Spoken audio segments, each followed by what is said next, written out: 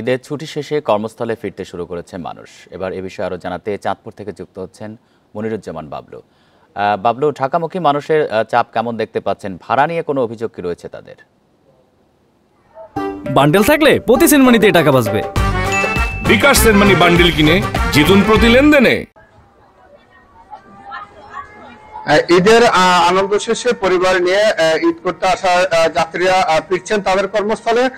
আজ শনিবার সকাল থেকেই আমরা দেখতে পাচ্ছি প্রতিটি লঞ্চে তাদের ধারণ ক্ষমতার চেয়ে কিছুটা যাত্রী বেশি যাচ্ছে এবং যাত্রীদের চাপ রয়েছে। তবে এবার যাত্রীদের কোনো অভিযোগ নেই, ভাড়া বৃদ্ধি বা ভাড়া বেশি নিয়ে কোনো হয়রানির শিকার হচ্ছে না, কোনো যাত্রী তেমন অভিযোগ নেই। প্রশাসনের পক্ষ থেকে এখানে চারটি স্তরের নিরাপত্তা ব্যবস্থা রয়েছে এবং লঞ্চ মালিক কর্তৃপক্ষ বলছেন যে বিগত বছরের তুলনায় এবার তাদের যে প্রত্যাশা ছিল যাত্রীর তার বেশি তারা যাত্রী পেয়েছেন। এই গতকাল থেকেই ঈদের যে যাত্রীরা বাড়িতে এসেছেন তারা কর্মমুখী হয়ে ঢাকা ফিরতে শুরু করেছেন। চাঁদপুর লঞ্চঘাটে প্রতিদিনই আধা ঘন্টা এবং 40 মিনিট পর পর লঞ্চ আসছে। প্রতিদিন লঞ্চে যাত্রীর ধারণ ক্ষমতার চেয়ে বেশি যাচ্ছে এবং এই লঞ্চে সকাল থেকে আমরা যতটুকু জানতে পেরেছি এখানে প্রায় 4টি লঞ্চে ছেড়েছে এবং এই লঞ্চের যাত্রীরা তারা বলছেন যে এবারের আনন্দ তারা যে যাচ্ছেন তাতে কোনো হয়রানির শিকার হচ্ছেন না। এই চাঁদপুর লঞ্চঘাট দিয়ে কিন্তু নোয়াখালী, লক্ষ্মীপুর, ফেনী, কুমিল্লার অনেক যাত্রী কিন্তু এই পথ থেকে বেছে নেন। চাঁদপুর ছাড়াও বিভিন্ন অঞ্চলের মানুষ এই পথ দিয়ে যাতায়াত করছেন।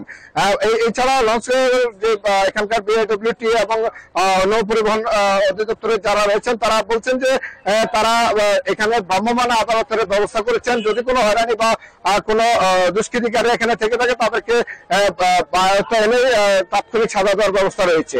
এখানে রয়েছে পুলিশ সহ জেলা প্রশাসন, নৌ পুলিশের একটি ক্যাম্পিং করা হয়েছে।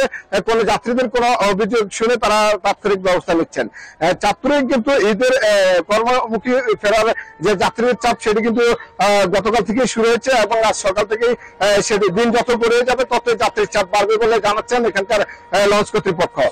চাঁদপুরের লঞ্চ ঘাটে বিগত যে সিজন রয়েছে সিজনের বাইরে কিন্তু এই দুইটি ঈদ আসলেই লঞ্চ মালিকদের মুখে হাসি ফুটে, আর সেটি কিন্তু এবার দেখছেন মালিকরা এবং লঞ্চের যে শ্রমিকরা রয়েছেন।